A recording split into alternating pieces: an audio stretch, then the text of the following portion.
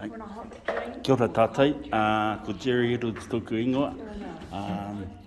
I've been asked to explain about a song that our family, the descendants of Horomona Edwards and Winipere Kāmau, put together.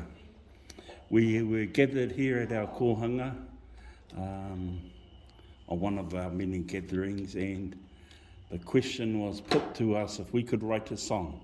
So Auntie Annie, myself, and our cousin Apehama Edwards, we put together some words. All the family were there, and we found a tune. Auntie Annie found a tune for us. So I'm going to explain the song and how it fits for us. Remember that it comes from descendants of these two people, Horomona Edwards and Winipere Kāmau. It encompasses the whole of Bridgepa, Korongata, not just Nukuno, but also Mangaro. So I'll just read the words first. Is that okay?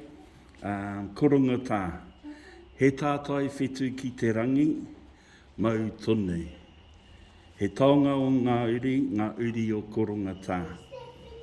Tū mai te tipuna nuku noa, te kōpū o Matariki. Mihi mai e koro heka wera, tō piringa hene te moa. Ko rātou nā tōtara haimata, nā manawa o Korongata. E tūake nei nā mokopuna, nā te aroha noa.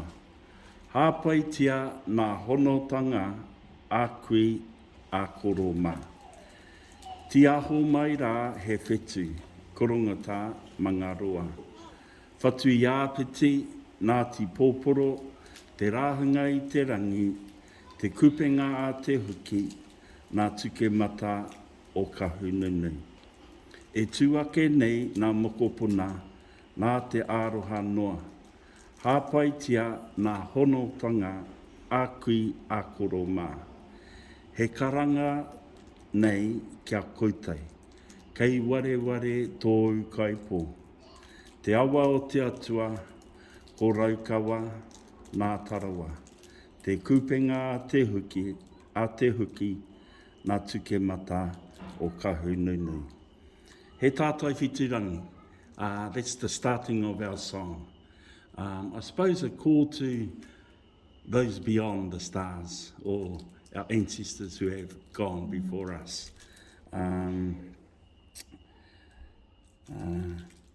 Mautonu, meaning hold them always. He taonga o ngā uri o Korongata.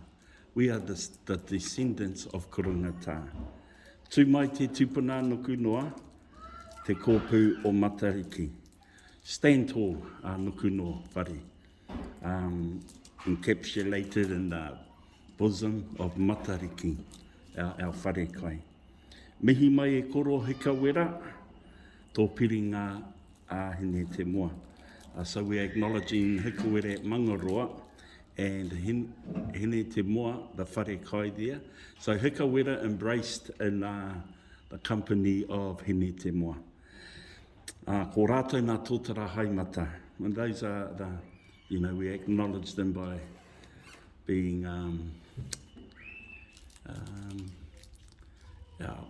treasured, or nā manawa o Korongata, the heart of Korongata. So this bit here is the chorus. E tuake nei nā mokopuna. We the mokopuna of those marae, nā te we stand with love. Hāpaitia nā honotanga a kui a koroma. Hold fast to the teachings of our ancestors. Ti aho mai rā he whetu, Korongata mangaroa. So those stars shine upon us, remembering those stars representing of our ancestors. Whatu i āpiti ngāti pōporo rāhanga i te rangi. So that's just acknowledging, and some may disagree, but that's okay. Whatu i āpiti, rāhanga i te rangi, and ngāti pōporo. Te kupenga a te huki, nā tuke mata o ka hununu. So we've taken two points here. the wide net of te huki that gathers us all.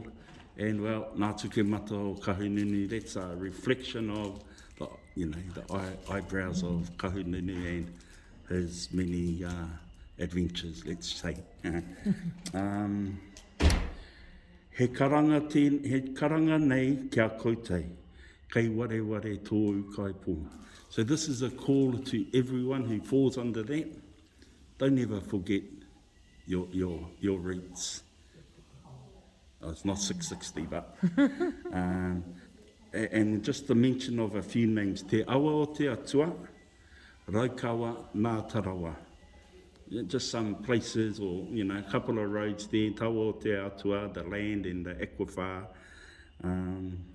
Te kupenga, te huke, as mentioned before, the wide net of te huke.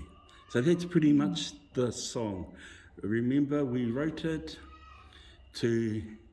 for our family, but not just for our family. It's if others want to sing it, that's fine. That's about it. We could have a big wānanga about it, but for time we'll... Kei te pai? Ka pai.